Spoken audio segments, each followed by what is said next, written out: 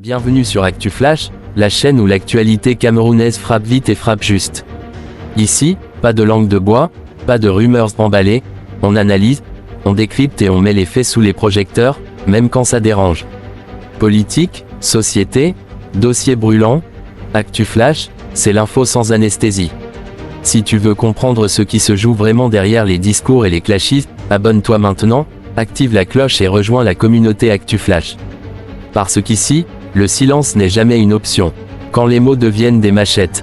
En politique camerounais, il suffit parfois d'un message, d'un post ou d'une phrase mal digérée pour transformer une divergence ancienne en tempête nationale.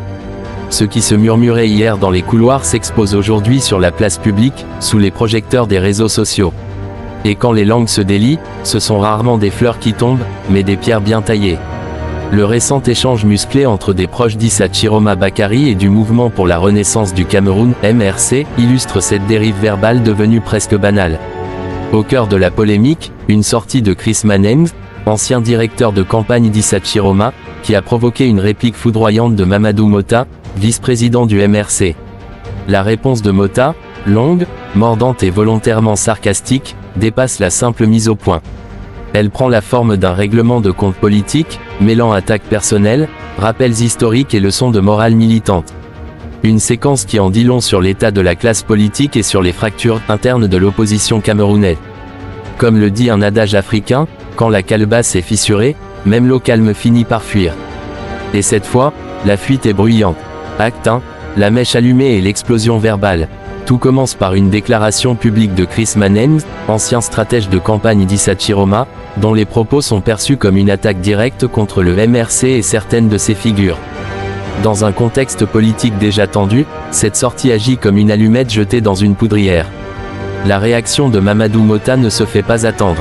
Le vice-président du MRC choisit de répondre frontalement, sans filtre, assumant un ton à la fois ironique et accusateur. Il ne s'agit plus seulement de défendre un parti, mais de discréditer un homme et ce qu'il représente. Mota décrit Manengs comme un révolutionnaire de bar, une formule imagée qui renvoie à une critique récurrente en Afrique, celle des militants de salon, très bavards derrière les écrans, mais absents lorsque le terrain devient risqué. Une pique qui fait mouche dans un pays où l'engagement politique a souvent un coût réel. Selon le responsable du MRC, l'ancien directeur de campagne aurait brillé davantage par son absence que par son efficacité. Il l'accuse d'avoir évité les moments décisifs de la campagne, préférant l'ombre au projecteur du terrain. Le lézard qui fuit la chaleur ne doit pas se vanter d'avoir traversé le feu, dit la sagesse populaire. La charge devient plus lourde lorsqu'il est question d'argent. Mamadou Mota dénonce ce qu'il considère comme un appétit financier démesuré, inversement proportionnel aux résultats obtenus. Il parle d'un homme plus prompt à envoyer des factures qu'à livrer des actions concrètes. L'expression « ténor de la facture », muet de l'action, résume à elle seule l'accusation centrale, beaucoup de demandes, peu d'impact. Un reproche qui résonne dans une opinion publique souvent convaincue que la politique est devenue un commerce. À travers cette attaque, Mota cherche aussi à se poser en gardien de la pureté militante, opposant l'engagement sacrificiel à ce qu'il décrit comme une politique opportuniste, une ligne de démarcation claire, presque idéologique. Cette première salve donne le ton d'un affrontement qui dépasse largement les personnes. Elle met en scène deux visions de la politique, l'une revendiquant la constance et le combat, l'autre accusée de calcul et de repli. Comme souvent en Afrique, lorsque les anciens alliés se parlent publiquement, c'est rarement pour se réconcilier. Quand deux frères se disputent devant le village, c'est que la blessure est profonde. La polémique prend rapidement de l'ampleur sur les réseaux sociaux, où chaque camp choisit ses héros et ses coupables. La politique se transforme alors en spectacle, parfois au détriment du débat de fond. Ce premier acte révèle ainsi une chose essentielle, la parole politique camerounaise est de plus en plus directe, brutale, et assumée. Quitte à choquer. Acte 2, l'honneur des morts et la guerre des mémoires.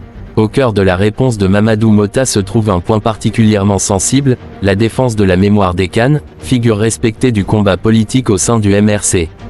Pour Mota, certaines lignes ne doivent pas être franchies, surtout lorsqu'il s'agit des disparus. Il rejette catégoriquement les insinuations de Chris Manengs, affirmant qu'Ekan ne lui a jamais donné d'instructions. Pour lui, évoquer le nom d'un défunt pour régler des comptes politiques relève d'une indécence morale. Dans la tradition africaine, les morts ne sont pas des arguments.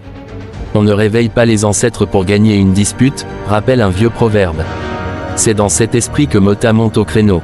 Il va plus loin, estimant que Manengs n'avait ni le poids ni la légitimité pour servir de relais entre Ekan et un président de parti. Une manière de rappeler les hiérarchies et les responsabilités dans l'organisation politique. La réponse prend alors un ton plus sévère, presque professoral. Mota accuse son contradicteur d'inculture politique et de tentative maladroite de réécriture de l'histoire. Derrière cette défense, se joue une bataille plus large, celle de la mémoire collective. Qui a réellement porté le combat? Qui peut s'en réclamer aujourd'hui sans rougir?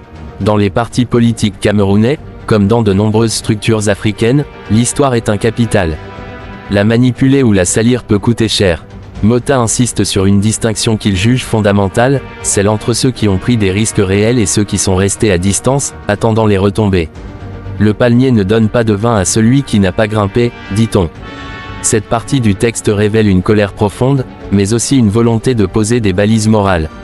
Il ne s'agit plus seulement de répondre, mais de juger. L'humour, parfois noir, sert ici à renforcer l'impact. Le sarcasme devient une arme, mais aussi un miroir tendu à l'adversaire. Cependant, cette virulence pose une question journalistique essentielle, jusqu'où peut aller la dénonciation sans affaiblir la crédibilité du discours politique? Car à force de régler les comptes à ciel ouvert, le risque est grand de transformer la politique en ring permanent. Ce deuxième acte montre que la querelle est autant symbolique que personnelle. Elle touche à l'honneur, à la mémoire et à la légitimité. Et comme souvent, quand la parole se durcit, la réconciliation s'éloigne. Acte 3, le silence, dernière arme politique. La conclusion de Mamadou Mota est sans appel. Il trace une ligne nette entre deux catégories d'acteurs politiques, ceux qui font l'histoire et ceux qui font les poches. Une formule choc, reprise massivement, car elle parle à une opinion publique désabusée. Pour Mota, le choix est clair et irréversible. Il accuse son adversaire d'avoir opté pour « la petite caisse », symbole d'une politique de couloir, loin des idéaux affichés. La sanction proposée n'est pas judiciaire ni institutionnelle, mais morale, le silence. Selon lui, c'est la seule dignité qui reste à ceux qui auraient vendu leur courage trop tôt. Cette injonction au silence est lourde de sens dans une culture où la parole est à la fois pouvoir et responsabilité. Quand on a vidé le grenier sans semer, il vaut mieux éviter la place du marché. Mais cette posture soulève aussi des interrogations. Le silence est-il une preuve de dignité ou une manière d'éviter le débat contradictoire? Pour les observateurs, cette séquence révèle surtout l'état de fragmentation de l'opposition camerounaise. Les rivalités internes prennent parfois le pas sur les combats communs. Le citoyen, lui, regarde souvent ces échanges avec une fatigue croissante. Pendant que les leaders s'affrontent à coups de métaphores, les préoccupations quotidiennes demeurent. Quand les éléphants se battent, l'herbe souffre. Ici, l'herbe, c'est la confiance du peuple dans ses représentants. Le rôle du journalisme est alors crucial, contextualiser, rappeler les faits, éviter que l'émotion ne devienne la seule boussole. Cette affaire montre aussi comment les réseaux sociaux ont redéfini le tempo politique. La réaction est immédiate, parfois irréfléchie, souvent définitive. Mamadou Mota a fait le choix de la fermeté et de la rupture.